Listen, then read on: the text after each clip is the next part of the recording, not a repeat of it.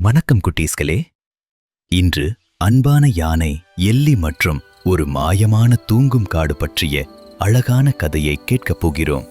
வாங்க கதையை ஆரம்பிப்போம். ஒரு அழகான பசுமையான காட்டில் எல்லி என்ற அன்பான யானை வாழ்ந்து வந்தது.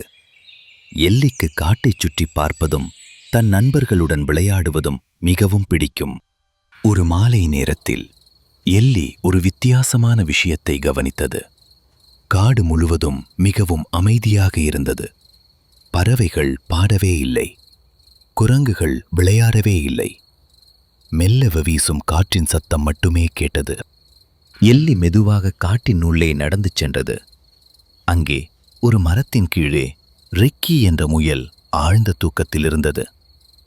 மரக்கிளையின் மீது மிமி என்ற குரங்கும் தூங்கிக் கொண்டிருந்தது. சுற்றிலும் பார்த்த எல்லிக்கு ஆச்சரியம். காட்டிலிருந்த எல்லா விலங்குகளும் தூங்கிக் கொண்டிருந்தன. ஐயோ என்று எல்லி மெதுவாகச் சொன்னது. இந்த காடு ஏதோ மாயத் தூக்கத்தில் இருக்கிறது போல. என் நண்பர்களை எப்படி எழுப்புவது என்று எல்லி யோசித்தது. அப்போது எல்லிக்கு ஒரு நல்ல யோசனை வந்தது. ஆற்றிலிருந்து குளிர்ந்த தண்ணீரை தன் தும்பிக்கையால் மெதுவாக தெளித்தது. பிறகு மரங்களை மெதுவாக அசைத்தது.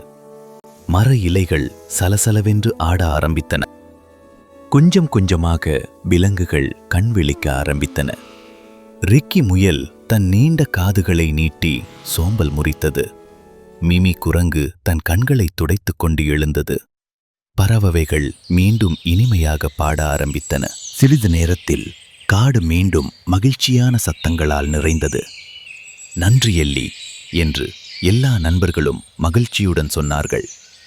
எல்லி புன்னகைத்து, உண்மையான நண்பர்கள் எப்போதும் ஒருவருக்கொருவர் உதவி செய்வார்கள் என்று அன்பாகச் சொன்னது. மீண்டும் அந்த காடு முழுவதும் மகிழ்ச்சியும் சந்தோஷமும் நிறைந்தது. Fairy Tales.